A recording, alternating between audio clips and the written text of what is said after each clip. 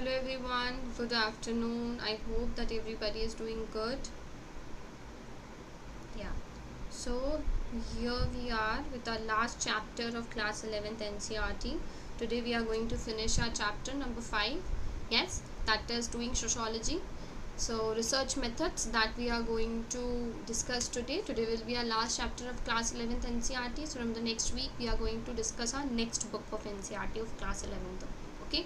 So before going to the chapter, I just want to let you know that we have already started our foundation batch for sociology, that is for December 2024 exam. We are currently giving you 60% off. You can use the coupon code ADLIVE. You can avail this course at 3999. Apart from this, we are also offering you paper 1 at rupees 249 and paper 1 and 2 both at rupees 3999. So you can check our website, that is www.missionabhyas.com, and even to our phone numbers.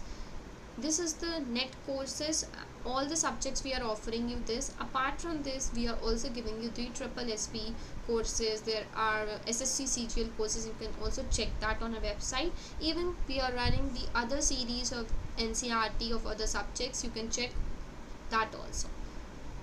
Thank you so much. Then now we can start our chapter number 5, that is doing sociology, research method. So now, have you ever wondered why a subject like sociology is called a social science? कभी आपने कभी सोचा है कि किस तरह से आपने एक सोशोलॉजी एज अ सब्जेक्ट है, सोशल साइंस, कैसे सोशोलॉजी को कोई सोशल साइंस बनाता है? ठीक है, सोशोलॉजी की जो टर्मिनोलॉजी है जैसे कि फैमिली, किनशिप, कल्चर, ये सब हम अपनी डे टू डे लाइफ में देखते हैं, राइट? सो अब हम देखेंगे कि सोशोलॉजी कैसे अदर सोशल साइंस से कैसे अलग होता है, राइट? सो ये हमें इस चैप्टर के इंट्रोडक्शन में सबसे पहले पता चलता है कि कभी हमने क्या सोचा है सोशोलॉजी एक सब्जेक्ट है, क्यों उसे हम as a social science subject बोलते हैं, राइट? क्योंकि समाजशास्त्र है वो किस तरीके से बाकी जितनी साइंसेज हैं उन सब से कैसे अलग होता है, ठीक है? तो आज हम यही देखने वाले हैं, ठीक है? अब जैसे आप देखोगे, हम एनवायरनमेंट को किस में पढ़ते हैं, क्लाइमेट को किस में पढ़ते हैं? क्लाइमेट को देखो हम ज्योग्राफी में भी पढ़ते हैं, एनवायरनमेंट में भी पढ़ते हैं, एनवायरनमेंट को हम एनवायरनमेंट पढ़ते हैं। तो अलग अलग साइंसेज हैं, अलग अलग चीज़ें हैं। तो more than any other discipline, sociology deals with the things that are already familiar to most people. सच बात है भाई, हमसे तो जितने अदर डिसिप्लिन उस तरीके से सोशोलॉजी भी जो हम डेली डील करते हैं, we are familiar with that. Most of the people like family, we know kinship, right?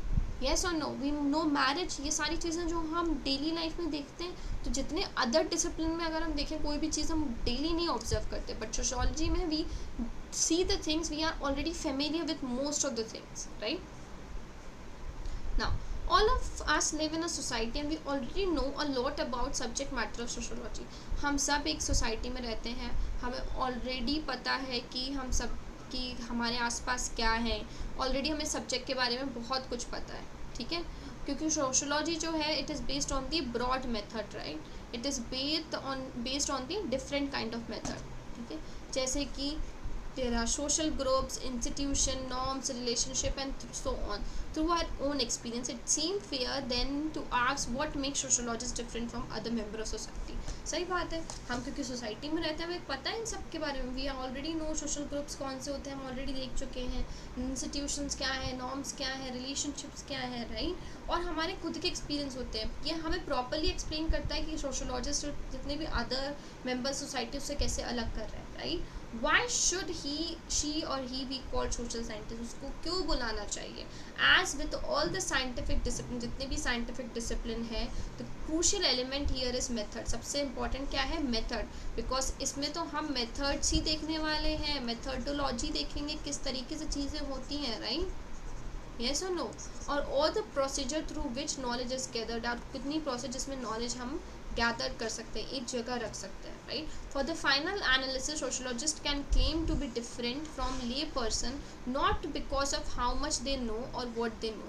हमें फाइनल एनालिसिस के लिए सोशोलॉजिस्ट को क्लेम करना अलग होगा कि क्या हमें नहीं पता है, हाउ मच दे नो, कितना नहीं पता है, या क्या हम जानना चाहते हैं, right? But because how they acquire their knowledge, but ये बहुत अलग कैसे वो नॉलेज को एक्वायर करते हैं। यही रीज़न है कि हमें एक स्पेशल इम्पोर्टेंस दी है मेथड ऑफ सोशोलॉजी को। That is the main reason कि हमने सोशोलॉजी के मेथड्स को एक स्पेशल इम्पोर्टेंस दी हुई है। Sociology is deeply interested in the lived experience of people. Sociology जो है सबसे ज़्यादा किस लिए इंटरेस्ट होती है कि हमारे किस तरीके के हमारे एक्सपीरियंसेस हैं, राइट, कितना हम उसमें इंटरेस्टेड हैं, किस तरीके के हमारे एक्सपीरियंसेस हैं लोगों को लेके, उस चीज़ को हम सोशोलॉजी में शेयर करते हैं। जैसे कि व्हेन स्टडिंग, जब हम एक सोशल फिनोमेना को स्टडी करते हैं, जैसे कि फ्रेंडशिप हो गया, रिलीजन हो गया, बार्गेनिंग हो गया, मार्केट में बार्गेनिंग करना हो गया, sociologist want to know not only what they is observable by the by standard but also the opinion and feeling of the people involve. हमें ये भी जानना है, हमें ये नहीं जानना कि क्या हुआ है, हमें ये भी जानना है क्यों हुआ है, क्या ओपिनियन थे, लोग क्या फील कर रहे थे, क्यों किया उन्होंने। So that should be reason, right. जब आप इंटरेक्शन कर रहे हो तो फिर आपके बीच का जो मेथड है, जो फीलिंग आ रही है, that also sociologist want to know, ठीक है। Sociologist try to adopt the point of view of people they study and to the see the people through the eye. Sociologist में क्या होता है, वो लोगों का नज़रिया देखना चाहते हैं कि लोग किस हिसाब से उस चीज़ को बोला, और उसी चीज़ को पढ़ना चाहते हैं कि उन्होंने किस चीज़ से सोच के बोला, और उन्हीं के नज़रिए से वो दुनिया को देखना चाहते हैं, ठीक है। अब अगर किसी बंदे ने फ्रेंडशिप की है या रिलीजन में कोई चीज़ वो कर रहा है, तो वो किस वजह से कर रहा है, उसके पीछे का रीज़न क्या है उसे करने का, ठीक है। अगर एक कस्टमर ने और एक कोई कस्टमर है वो बार्गेनिंग कर रहा है, तो वो क्यों बार्गेनिंग कर रहा है, उसने क्या सोच के बार्गेनिंग की है, और वो किस हिसाब से उसको वैल्यू दे रहा है, तो सोशोलॉजिस्ट ये समझते हैं, ठीक है। What does friendship mean to the people in different culture. अलग अलग कल्चर में फ्रेंडशिप का क्या मतलब है, ये सोशोलॉजिस्ट पढ़ेगा। रिलीजन पर्सन है, ही और she thinking what when performing a particular ritual. कोई रिचुअल परफॉर्म करते समय एक रिलीजियस पर्सन है, वो सोचेगा कि क्या हम क्यों कर रहे हैं, ये परफॉर्म क्यों कर रहे हैं, व्हाट इज़ द रीज़न, ठीक है। How do shopkeeper and customer interpret each other. कैसे कस्टमर और शॉपकीपर एक दूसरे को इंटरप्रेट करते हैं, क्या जेस्चर्स होते हैं जो बार्गेनिंग हो जाती है, जैसे कस्टमर को एक बेटर प्राइस मिल जाती है, right, what is the reason, तो ये हम पढ़ते हैं। So answer to such questions clearly a part of lived experience of actors involve. तो इन सब के आंसर्स जो होते हैं वो क्लियरली दिखाते हैं, दर्शाते हैं कि एक्सपीरियंस क्या होता है एक्टर्स का, क्या इन्वॉल्वमेंट होता है, वो अलग होता है, उसका इंटरेस्ट क्या होता है सोशोलॉजी में, ठीक है। ये हमें समझाता है, इससे हम समझते हैं कि जो आउटसाइडर है, जो इनसाइडर है, उसका पॉइंट ऑफ व्यू क्या है, किसी अनदर पर्सन को लेके, या कोई मेथड वो क्यों यूज़ कर रहा है, या फिर ये जो मेथड है ये सोशोलॉजी में क्यों इम्पोर्टेंट है, particularly why this is important, okay. Then some methodological issues. अब कुछ इशूज़ क्या हैं हमारे सोशोलॉजी में। Also it is often use simply as a substitute for method. ये जो है मेथोडोलॉजिकल इशूज़ जो हैं, ये एक तरीके का सब्स्टिट्यूट यूज़ किया है हमने मेथोडोलॉजी के लिए। तो देखो ये जो मेथोडोलॉजी है, इसका सब्स्टिट्यूट मतलब सेम मीनिंग का वर्ड क्या आ जाएगा, मेथड, ठीक है। So actually refers to the, ये क्या बताता है, हमें मेथड्स को स्टडी करना है, we need to study the method. Methodological issue और questions are thus about the general problem of scientific knowledge. ये क्या होता है, ये जो इशू है, ये जो क्वेश्चंस है, ये जो भी हमारी जनरल प्रॉब्लम है साइंटिफिक नॉलेज की, जो भी हम गैदर करते हैं उसके बारे में हम इसमें देखते हैं, ठीक है। और gather that go beyond any one particular method, जो किसी और मेथड के ऊपर चली जाती है, राइट, जो भी हमारा टीचिंग है, जो भी हमारे प्रोसीजर्स हैं, उनसे बहुत ऊपर हो जाती है, ठीक है। So we begin by looking at ways, हम देखते हैं उन तरीकों को। Sociologist try to produce knowledge that claim to be scientific. जो सोशोलॉजिस्ट हैं वो देखते हैं कि क्या नॉलेज हमने प्रोड्यूस की है, वो उसको हम क्लेम कर सकते हैं कि नहीं, वो कितनी साइंटिफिक है, ठीक है। और हम कोई भी टेक्निक क्यों यूज़ कर रहे हैं, उस टेक्निक को कैसे यूज़ किया गया है, और यूज़ करने का रीज़न क्या था, right, what is the interest behind using the technique. इस चीज़ को हम देखते हैं मेथोडोलॉजी में, ठीक है। सो मेथोडोलॉजी जो टेक्निकली होती है ना, वो बहुत बड़ी होती है मेथड से, ठीक है। जो भी हम उसकी चीज़ें जो कैरी करते हैं, जो भी उसके ब्रॉड प्रोस्पेक्ट हैं, जो भी उसके ब्रॉड अजम्पशंस हैं, या जो भी हमारे जो एक्सपेक्ट हैं, वो कितने लॉजिकल हैं, कितने रैशनल हैं, ठीक है। सो ये एक तरीके का it's a logic of scientific investigation. अगर मेथोडोलॉजी को देखेंगे, so it is a logic of scientific investigation. Scientific investigation का ये लॉजिक है, राइट। सो मेथडोलॉजी में हम क्या देखते हैं कि मोस्टली हम देखते हैं कि जस्टिफाइड करते हैं जो भी मेथड हम यूज़ करते हैं सोशियोलॉजिस्ट रिसर्च में, ठीक है। अब जो आती है हमारी objectivity and subjectivity in sociology, ठीक है।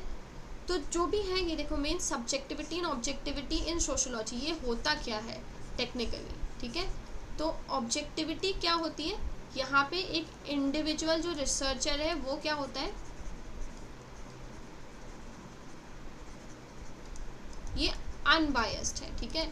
ये इसमें कोई वो बायसनेस नहीं दिखाता है, राइट। सो ये क्या हो जाएगा ऑब्जेक्टिविटी, ठीक है। तो जब हम ऑब्जेक्टिव बिहेव करते हैं वो क्या होता है, अनबायस होते हैं, न्यूट्रल होते हैं, बेस्ड फैक्ट पे देखते हैं, ठीक है। तो हम जब अपनी फीलिंग्स दिखाते हैं, हम अपने एटीट्यूड को दिखाते हैं, इन सब के पर इसको ऊपर रखते हुए हम चीज़ों को देखते हैं, वो हो गया हमारा ऑब्जेक्टिव, ठीक है। तो और जो सब्जेक्टिव क्या होता है, जब हम हमारा जो प्रेफरेंस होता है, हमारी जो वैल्यूज़ होती हैं उनको दिखाते हैं सब्जेक्टिव में, ठीक है। In order to be objective about something we must ignore our own feeling, own attitude about that things. हमारी खुद की फीलिंग्स क्या है, हमारा खुद का एटीट्यूड क्या है उस पर्टिकुलर चीज़ को लेकर, हम उसको इग्नोर करते हैं ऑब्जेक्टिविटी में, ठीक है। ऑब्जेक्टिव मतलब अनबाय, हमें कोई बायस नहीं होना, हमें एक नॉर्मली प्रोस्पेक्ट बताना है, ठीक है। ये होता है ऑब्जेक्टिव। सब्जेक्टिव क्या होता है, ये बेस्ड होता है इंडिविजुअल वैल्यूज़ एंड प्रेफरेंसेस, जो हमारे जो है इंडिविजुअल, ये हमारे सोचना कैसा, हमारी वैल्यूज़ कैसी, हम किस चीज़ को प्रेफरेंस देते हैं, ठीक है। As you have already learned the science is expected to be objective. Science जो होता है वो क्या है, ऑब्जेक्टिव है, टू प्रोड्यूस अनबायस्ड नॉलेज, जो कि मोस्टली किसके ऊपर बेस्ड होता है, फैक्ट के ऊपर बेस्ड होता है। बट ये सोशल साइंसेस में like it should be like much harder in the than in the natural sciences, ठीक है। तो अब जैसे कि देखो, हम लोग जो हैं, जो भी हमारी जो सोशल साइंसेस हैं, उसमें हम क्या करते हैं कि जो भी हमारी ऑब्जेक्टिविटी को ज़्यादा एम्फेसिस देते हैं, एज जितना ऑब्जेक्टिव हम हो सकते हैं नेचुरल साइंसेस में, ठीक है। बट यहाँ पे हम क्या देख रहे हैं कि सोशल साइंसेस जो हैं वो बहुत ज़्यादा डिफ़िकल्ट हैं कि ऑब्जेक्टिविटी को रख सकते हैं, ठीक है।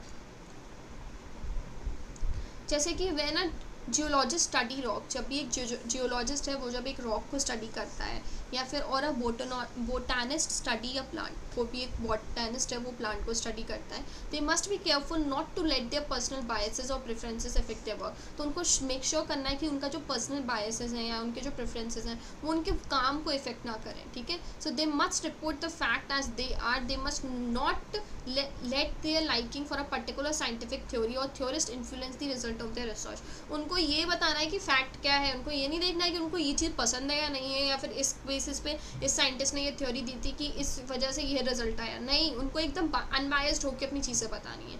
अगर वहीं पे जियोलॉजिस्ट या बोटानिस्ट होते हैं, वो अपने आप में नहीं होते हैं, वर्ल्ड के पार्ट नहीं होते हैं, जो उन्होंने नहीं पढ़ा है, तो नेचुरल वर्ल्ड ऑफ रॉक और अ प्लांट। सो इसमें क्या होता है, जो सोशल साइंटिस्ट स्टडी है वर्ल्ड की, इन विच दे देमसेल्फ लिव, वो खुद से जीतते हैं। तो social world of human relationship, और ये क्या क्रिएट करती है, एक स्पेशल प्रॉब्लम क्रिएट करती है for objectivity in social sciences like sociology, ठीक है।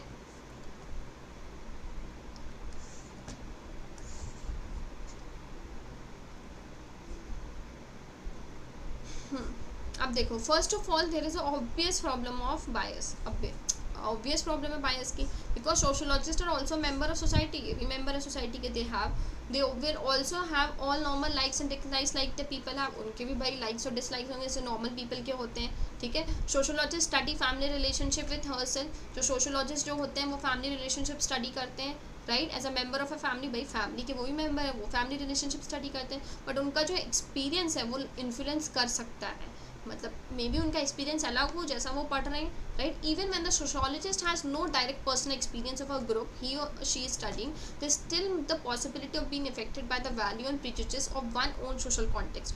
भाई उन्होंने वो चीज़ बिल्कुल भी नहीं देखी, कभी नहीं देखी, उनका कोई एक्सपीरियंस भी नहीं है, बट उसके बाद भी चांसेस हैं, देयर आर द चांसेस कि वो इफेक्ट हो, वो जो वैल्यूज़ हैं जो उनको मिली हैं, जो उन्होंने सीखा है उस सोशल कॉन्टेक्स्ट में वो इफेक्ट कर सकता है, ठीक है। जैसे कि व्हेन स्टडीइंग अ कास्ट और रिलीजन कमिटी, एग्जाम्पल देख लो, कभी भी हम अगर कास्ट और रिलीजन स्टडी को, कम्युनिटी को पढ़ते हैं अदर देन हमारी खुद की अलावा, तो सोशियोलॉजिस्ट इन्फ्लुएंस्ड हो सकते हैं attitude say about the community, उस कम्युनिटी के एटीट्यूड से वो इन्फ्लुएंस्ड हो सकते हैं, दे must B influenced about this, right. And जो उनके ओन पास्ट या प्रेजेंट सोशल एनवायरनमेंट में है, how do sociologist guard against 3 dangers, कैसे वो अपने आप को इस चीज़ से निकालते हैं।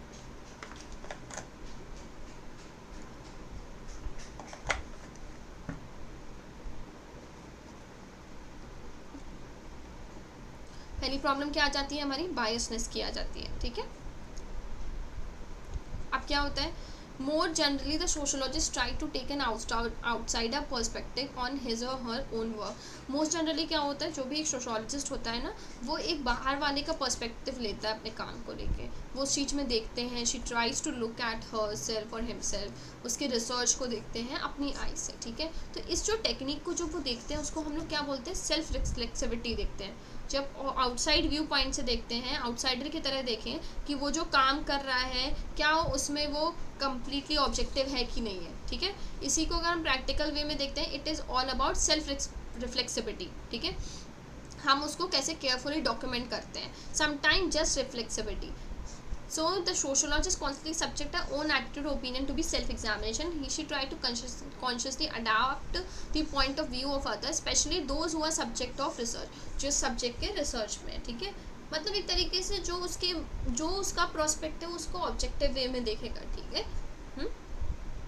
तो इसको हम क्या बोलते हैं, सेल्फ रिफ्लेक्सिविटी, राइट।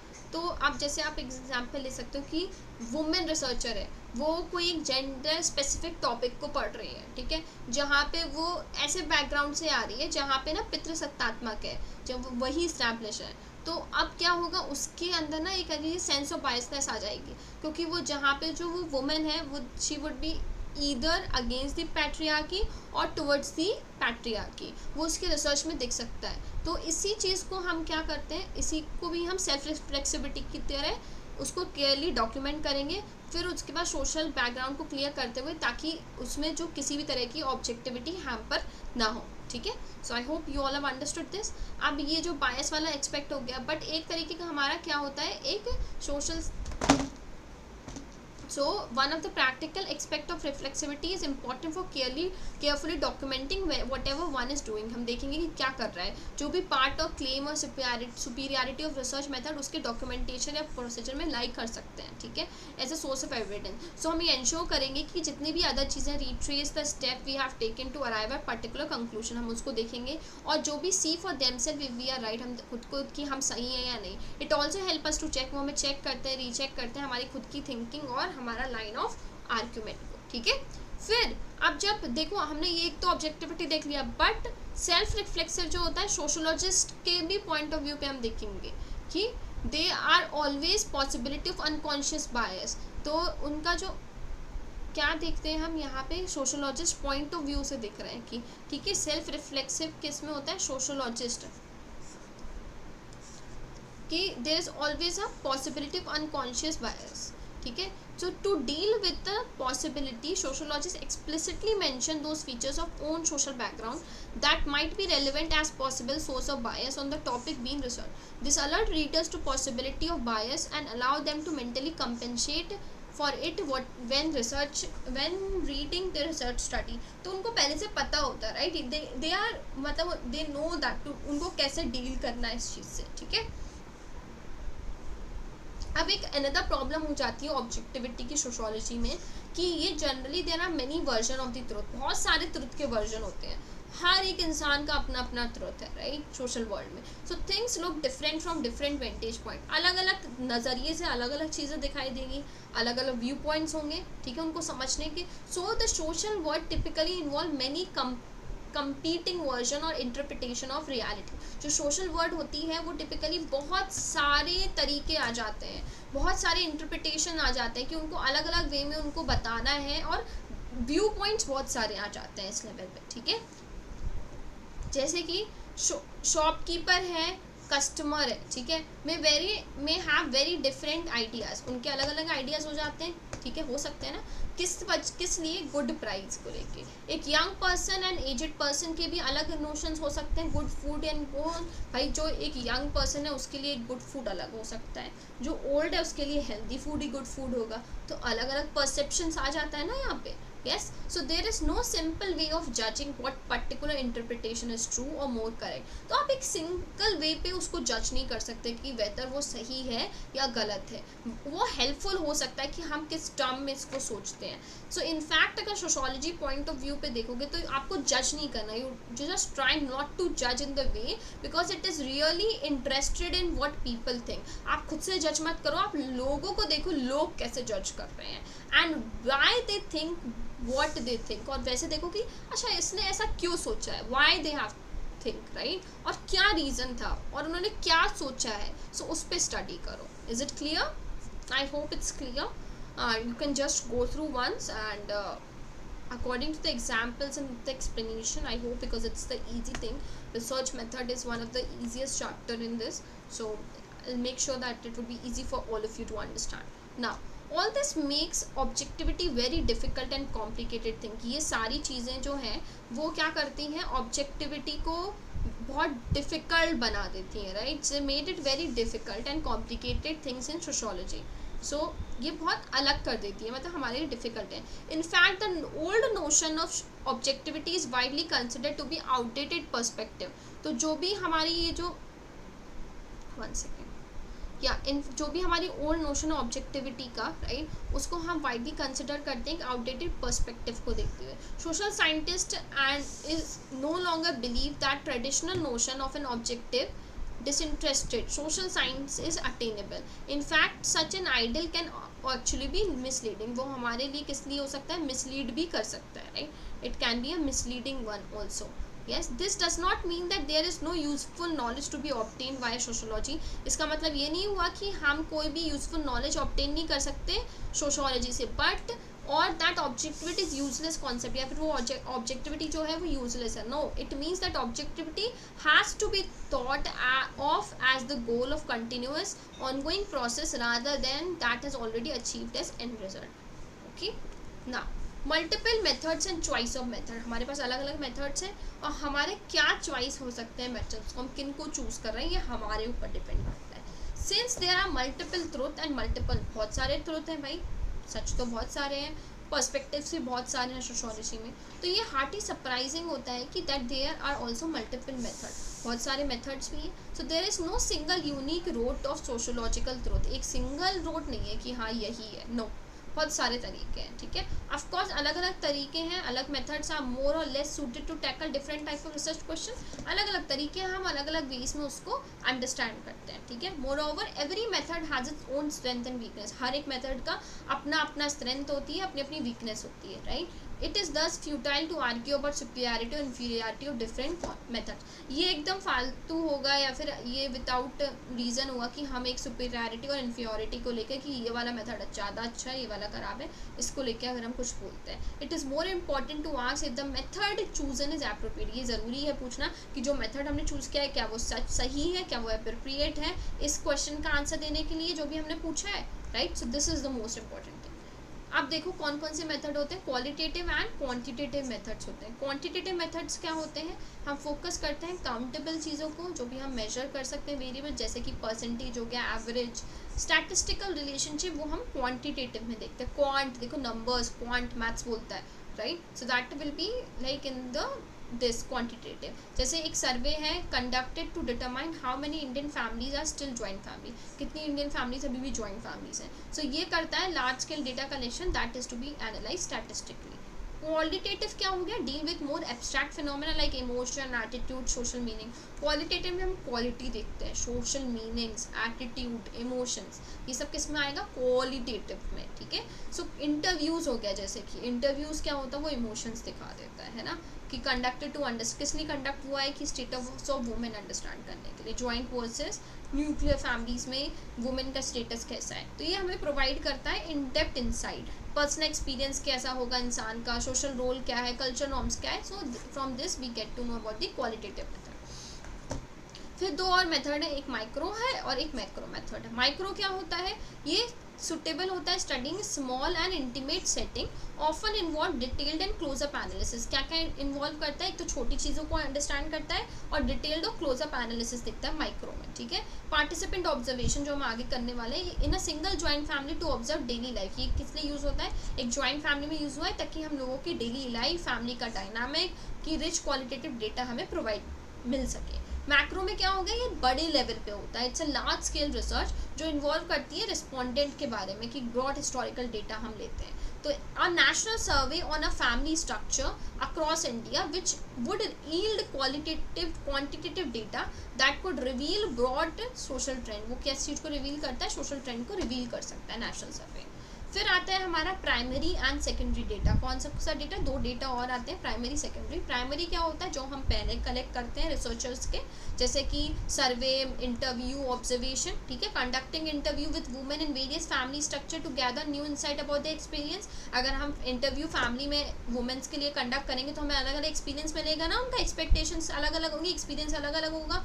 फिर सेकेंडरी में क्या होगा कि डेटा जो ऑलरेडी एग्जिस्ट करता है, जो ऑलरेडी है, बस उसको हम आर्काइवल रिकॉर्ड से निकाल के सेंसस डेटा और प्रीवियस स्टडीज जो भी होती हैं उसको हम स्टडी करते हैं, that is secondary data. So using historical census data to track the evolution of family structure in India over time. हम हिस्टोरिकल डेटा लेते हैं ताकि हम जो भी फैमिली का स्ट्रक्चर है उसको पढ़ सकें, ठीक है। फिर चूजिंग राइट मेथड, ये भी बहुत ज़रूरी है कि सबसे सही मेथड हम चूज़ करें। तो discuss how choice of method depends on research question, researcher preferences and practical consideration like time and resources. हमें ये भी देखना है कि कैसे मेथड, लोगों की जो चॉइस है, मेथड्स हैं, वो डिपेंड करते हैं कि नहीं, रिसर्चर का प्रेफरेंस क्या है, कितना प्रैक्टिकल कंसिडरेशन है टाइम और रिसोर्सेज को लेके, ठीक है। If a researchers question like what is the status of women in joint and nuclear family, तो ये क्या होगा, मिक्स मेथड अप्रोच हो जाएगी इसमें, ठीक है। कि सर्वे गैदर करेंगे हम, क्वांटिटेटिव भी गैदर करेंगे, इंटरव्यू देखेंगे, केस स्टडीज़, और उसके बाद क्वालिटेटिव इंसाइट्स देखते हैं, ठीक है। अब आता है हमारा एक कॉन्सेप्ट ऑफ ट्राइंगुलेशन। कौन सा कॉन्सेप्ट आ जाता है, concept of triangulation. Concept of triangulation क्या होता है, what is this, this is all about, triangulation refers to the use of multiple method. Concept of triangulation में हम अलग अलग मेथड्स का यूज करते हैं, multiple method to study the same phenomena from different perspective. हम अलग अलग फिनोमिना को स्टडी करते हैं पर्सपेक्टिव स्टडी करने के लिए, अलग अलग जो पर्सपेक्टिव होते हैं उनको देखने के लिए। To study family structures in India you might, अगर आपको फैमिली स्ट्रक्चर्स पढ़ना है तो क्या करोगे, you can conduct a survey to collect quantitative data and data on prevalence of joint and nuclear family. आप सर्वे कंडक्ट कर सकते हो कि क्वांटिटेटिव डेटा देखने के लिए जो भी हमारी जॉइंट और न्यूक्लियर फैमिलीज़ में है, ठीक है। फिर आप इंटरव्यूज़ का यूज़ कर सकते हो ताकि जो भी आपकी लिव्ड एक्सपीरियंस है, जो भी रोल ऑफ इंडिविजुअल है फैमिलीज़ में, उसको देख सको।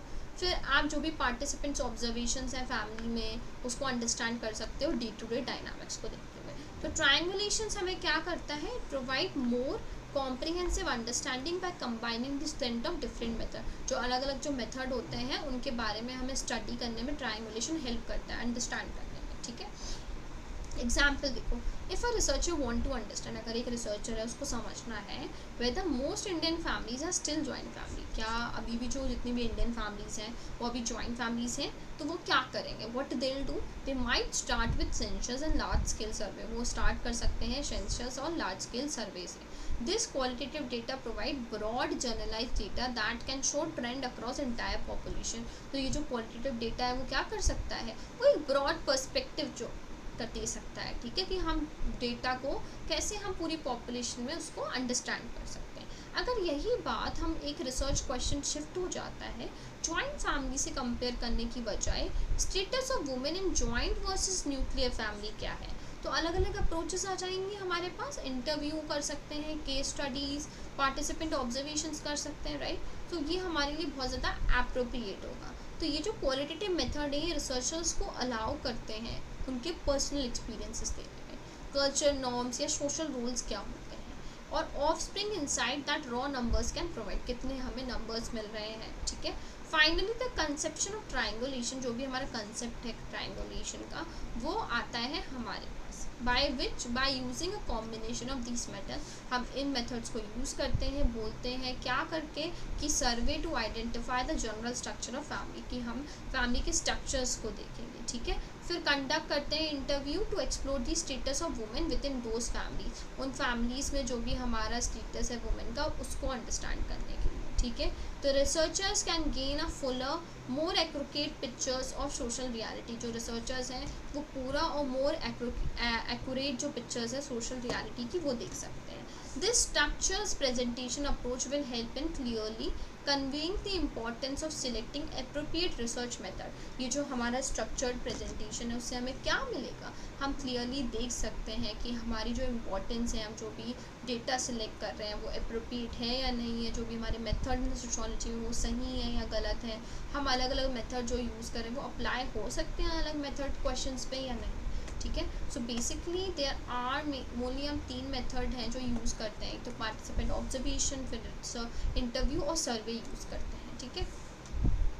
अब बात करते हैं हम पार्टिसिपेंट्स ऑब्जर्वेशन की। It is a method when where the researchers emerge themself in the community they are studying. ये ऐसा मेथड है जहाँ पे जो रिसर्चर होता है वो अपने आप को बहुत इमर्ज कर देता है स्टडी करने में, कम्युनिटी के बारे में, लोगों के बारे में, ठीक है। Mention that it involves living among the people, ये बताता है कि लोग कैसे रह रहे हैं, being studied often N extended period, typically about year और मोर, राइट। 1 साल से ज़्यादा भी वो इसी चीज़ को स्टडी कर सकता है, ठीक है। जैसे anthropologist living in a remote village learning the local language, एक कोई एंथ्रोपोलॉजिस्ट है वो क्या है, वो एक गाँव में रह रहा है, वो क्या कर रहा है, लोकल लैंग्वेज लर्न कर रहा है, पार्टिसिपेट कर रहा है डेली एक्टिविटी जैसे फार्मिंग, रिचुअल, सोशल गैदरिंग। तो ये क्या है, ऑब्जर्वेशन ही तो है, राइट। हम क्या होते हैं, हम किसी शहर में चले गए हैं, जो माइग्रेंट्स हैं, व्हेन दे वेंट, राइट। सो जब वो जा चुके हैं, सो वो क्या करेंगे, वो वहाँ की लैंग्वेज, वहाँ की डाइवर्सिटी, उस सबको स्टडी करेंगे, दे adapt the background for that, right. अब देखते हैं हमारे की कैरेक्टरिस्टिक्स ऑफ पार्टिसिपेंट ऑब्जर्वेशन क्या है। Immersion, then long term commitments, then learning as an insider, then holistic understanding, ठीक है।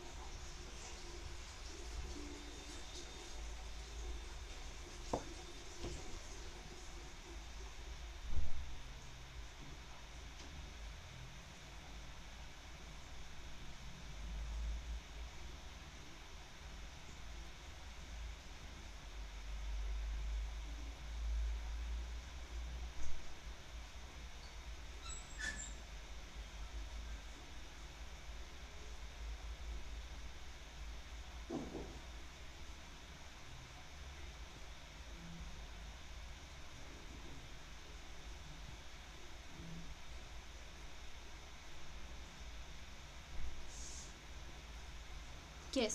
So, what are the characteristics for the participant observation? First is immersion, then long-term commitment, then the learning as an insider, and the holistic understanding. Right? So, immersion is what the researcher become a part of a community participating in daily life. जो भी हमारी daily life में जो है वो participate करते हैं, कौन, researchers participate करते हैं. Then the long-term commitments, जो हमारे long-term commitments आते हैं. What are the long-term commitments over here? That requires an extended period of interaction. जो भी हमारा extended period of interactions होता है often months और year में, year तक हम जो months और year तक उसको क्या करते हैं, हम interact करते हैं, right? Then the learning as an insider, हम as an insider learn करते हैं. The researcher learn the community explicit and implicit knowledge. So researcher जो है वो community explicit and implicit knowledge को स्टडी करती है.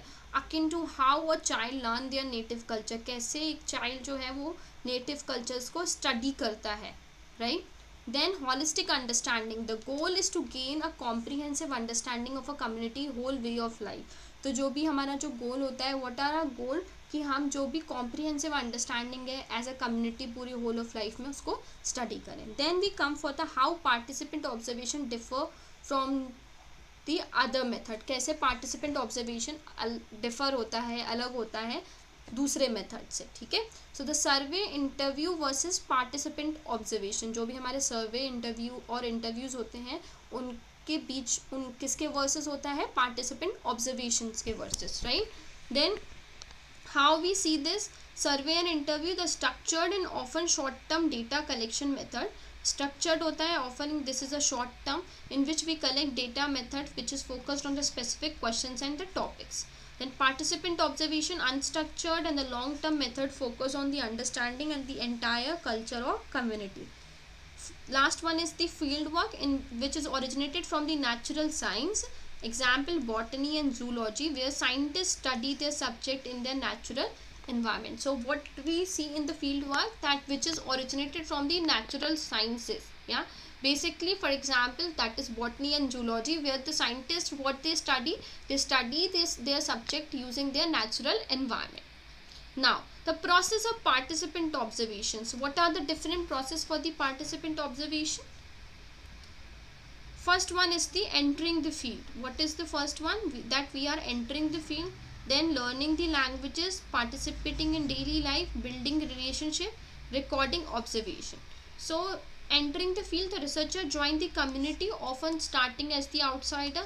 What do researcher do? It join the community, but often they join the community as an outsider.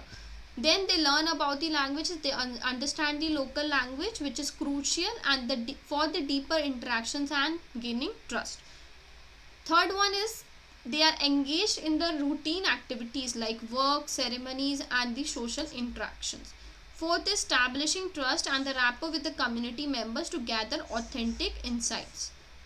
Last one, while participating, the researchers also take detailed note, often after interaction, to avoid disruption and the natural flow of event. So what happens when the participant they are participating, the researcher, what do? They take a detailed note about their research and they interact to avoid the disrupting and the natural flow or the event. Now we are going to see the strength and the weakness.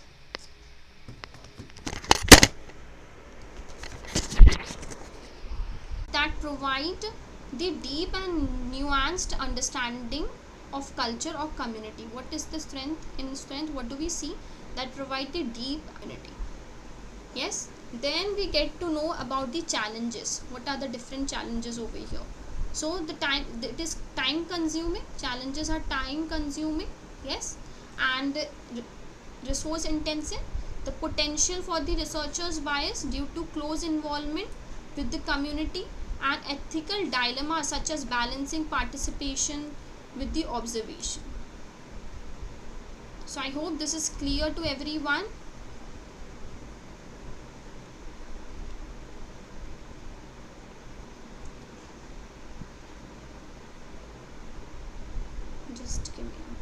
Just give me a minute.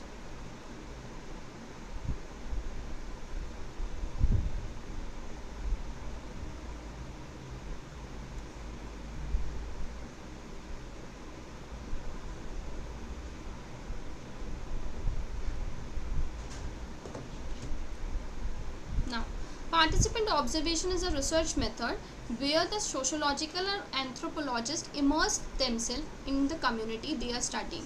Participant observation क्या है? एक ऐसा research method है where sociologist या anthropologist होते हैं, वो अपने आप को इमर्स कर लेते हैं इस कम्युनिटी में जब वो इसको स्टडी करते हैं. Right, this mean living among the people, learning their language and participating in their daily life. इसका मतलब क्या होता है कि वो यहाँ रहते हैं, वो उस चीज़ को स्टडी करते हैं, लैंग्वेजेस को समझते हैं और वो अपनी डेली लाइफ में स्टडी करते हैं.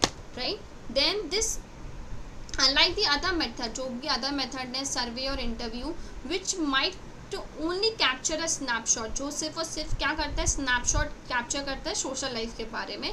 Participant observation allow the researcher to experience and understand the culture from the inside. Participant observation क्या करता है, एक रिसर्चर को अलाउ करता है एक्सपीरियंस करने के लिए और अंदर कल्चर को स्टडी करना है अंदर से. जैसे एक एंथ्रोपोलॉजिस्ट है, वो स्टडी करता है रिमोट विलेज को, एक रूरल विलेज को स्टडी करता है, बहुत सालों तक वहाँ रहता है, बहुत सालों तक रहता है, उसको स्टडी कर कैसे लोग बात कर रहे हैं वहाँ पे, क्या उनकी वैल्यूज़ हैं, क्या सोशल स्ट्रक्चर कैसे फंक्शन करता है. इस पार्ट जब वो इस कम्युनिटी का पार्ट है तो रिसर्चर क्या है, वो अंदर के जितने भी इंसाइट है उनको समझ सकता है, क्या चीज़ें वहाँ पे क्या मेथड यूज़ हो रहे हैं. और हाउएवर ये जो मेथड है, this would also be impossible to obtain through more detach method. जो भी अलग जो मेथड है उनको यूज़ करने में उसको डिफ़िकल्टी हो सकती है. ये जो मेथड है ये उसके लिए एक चैलेंज के फॉर्म में भी आ सकते हैं, जो इसको वो मेंटेन करता है एज अ ऑब्जेक्टिविटी और नेविगेट करता है जो भी एथिकल इशूज़ हैं involvement in community. This method is particularly valuable when the goal is to understand. ये जो मेथड है वो ज़रूरी है क्योंकि हमारा जो मेन गोल है, मेन जो काम है वो क्या है, उसको समझना कि होल वे ऑफ लाइफ और a group, making it more powerful tool for both sociology and social anthropology. I hope this is clear to everyone. If there is any doubt, you can comment on the chat box. Yes. Now, emergence of field work. Field work कैसे emerge होता है? So by the 1920s, the participant observation and field work become essential to anthropological research. 1920 के बाद क्या हुआ, जो भी participant observation था, field work, वो बहुत ज़्यादा ज़रूरी हो गया anthropological research के लिए. Right? So field work became a fundamental part of anthropological training and the primary method for knowledge production. ये हमारे लिए important हो गया. तो many communities या फिर geographical places become famous in anthropology due to classical field work study. जितने भी जो communities हैं, जो भी हमारी geographical places हैं, वो famous हो गई anthropology में किस वजह से? field work studies की वजह से. नाउ फील्ड वर्क क्या है? Field work is a critical method. एक क्रिटिकल मेथड है सोशल एंथ्रोपोलॉजी जो इन्वॉल्व करते हैं immersive long term interaction with community. Unlike early days of anthropology जहाँ पे रिसर्चर रिलाइड होते थे सेकंड हैंड अकाउंट्स पे, मॉडर्न एंथ्रोपोलॉजिस्ट क्या होते हैं, वो डायरेक्टली पार्टिसिपेंट ऑब्जर्वेशन यूज़ करते हैं, लिव करते हैं वहाँ पे कम्युनिटी में, उसके बाद उसको स्टडी करते हैं. They conduct detail census map of the community and construct genealogies to understand the social structure. Anthropology क्या है? स्टडी ऑफ ह्यूमन है ना, तो वो वहाँ पे रह के कम्युनिटी को समझ के उसके बाद उसका सोशल स्ट्रक्चर समझ के अपना रिसर्च रेडी करते हैं. तो learning the language and observing daily life allow them to gather nuanced insight which is meticulously documented in daily field notes. तो क्या होता है, जो उनकी लैंग्वेज समझना, डेली लाइफ में उनके साथ रहना, ये एक इंसाइट्स देता है उनको जो वो अपने फील्ड नोट्स में उसको रख सकते हैं. This rigorous approach has cemented field work. ये जो अप्रोच है इसने क्या किया, फाउंडेशन बनाया है एंथ्रोपोलॉजिकल रिसर्च के लिए और अनेबल किया है कि वो रिसर्च को डीपली अंडरस्टैंड कर सके हमारे कल्चर्स और सोसाइटीज़ को. Is it clear? I hope it's clear. If there will be any doubt, you can comment down in the chat box and I'll let you know. Fieldwork in sociology. How fieldwork help sociologists? Okay, how they help sociologists. So this is also important. So sociologists use similar technique as anthropologists but differing context and emphasis. Sociologists जो हैं वो similar technique use करते हैं but थोड़ी सी अलग होती है anthropologist से. Sociologist field work is done in diverse community, not just remote और ट्राइबल एरिया. जो एंथ्रोपोलॉजिस्ट होते हैं वो स्टडी करते हैं रिमोट और ट्राइबल एरिया से, बट सोशोलॉजिस्ट जो होते हैं वो अलग अलग कम्युनिटीज़ में अपना रिसर्च करते हैं. ठीक है, जैसे विलियम फूट वाइट स्ट्रीट कॉर्नर सोसाइटी में उन्होंने स्टडी किया. इन्होंने स्टडी किया स्ट्रीट गैंग इन इटालियन अमेरिकन स्लम. 3.5 ईयर्स वो उस कम्युनिटी में रहते रहे. फिर उसके बाद एक फील्ड वर्क जब था जो कम्युनिटी में स्पेंड करके उनको कम्युनिटी के बारे में पता चला. माइकल बुरवे थे, उन्होंने वर्क किया as a machinist in Chicago factory, offering insight into work experience for workers perspective. वो वहाँ पे एक फैक्ट्री वर्कर के फॉर्म में काम कर रहे थे, उनका वर्क एक्सपीरियंस और वर्कर्स का पर्सपेक्टिव जानने के लिए. ठीक है, फिर sociological field work focused on village studies Indian context में अगर आप देखोगे, which parallel anthropological studies of tribal community but focus on the rural life, जिसमें उन्होंने रूरल लाइफ के ऊपर फोकस किया. देन विलेज स्टडीज़ देखो, की फोकस हुआ इंडियन सोशोलॉजी का कि उन्होंने विलेज स्टडीज़ इन 1950 में Indian and foreign sociologist focus on village life और primary subject of field work. Village studies were crucial due to Indian focus on rural development and post independence. ज़रूरी हो गया था उस समय उनके लिए. फिर कल्चरल नेशनल सिग्निफिकेंस देखो, villages is seen as more relevant. ये बहुत रेलिवेंट है इंडियन नेशनल आइडेंटिटी के लिए, ट्राइबल्स के लिए, जहाँ पे वो कॉलोनियल एंथ्रोपोलॉजी से लिंक होते हैं. ठीक है, most Indian lived in village making it vital area of study for understanding Indian society. अगर इंडियन सोसाइटी को स्टडी करना है, you can study the Indian village. Right. Sociological fieldwork, while similar to anthropologist fieldwork in methodology, diverged in context and area of emphasis. ये बहुत diverge है, but fieldwork दोनों का कहीं ना कहीं पे सेम हो जाता है. Right. Sociologist study is a wide range of community. Sociologist study में क्या होता है, बड़ी बड़ी कम्युनिटीज़ इन्वॉल्व होती हैं. सिर्फ रिमोट ट्राइबल एरियाज नहीं होते हैं, बट फील्ड वर्क इन्वॉल्व कर सकता है लिविंग इनको भी. For example William foot white ने उनको himself street gang Italian American slum में 3.5 साल रखा था. वहाँ पे उन्होंने फील्ड वर्क चूज़ किया था. इंडिया में village study became centre of sociological research post independence के समय पे. ठीक है, so these studies were seen as more culturally relevant and nationally significant. Than earlier anthropologic studies of tribe which help them to shape the field of Indian sociology, जो कि Indian sociology को understand करने में हमारी help करता है। फिर देखते हैं एडवांटेजेस ऑफ पार्टिसिपेंट ऑब्जर्वेशन। ये क्या है? रिच इनसाइडर पर्सपेक्टिव हो सकते हैं। Rich insider perspective, that is the provide a deeper understanding of community life. What does it do? It provide a deeper understanding of community life from the perspective of an insider. Insider की perspective से वो हमें एक rich perspective देता है कि हम society और कम्युनिटी को अंडरस्टैंड कर सकते हैं। Then correcting initial impressions, allow for the correction of initial biases or mistake due to prolonged engagement. Tracking changes, enable tracking of changes in community over time, responses हो गया during different season और economic condition. Avoiding short term biases, the long term nature of field work help to avoid the biases और limitation often associated with survey और short visit. What are the disadvantages of participant observation? First, there is limited scope, then potential biases, then one-sided relationship is seen, challenges are there in the representation, and there are the criticism of the method. Typically small communities होती हैं, उनके लिए larger population find करना difficult हो जाता है।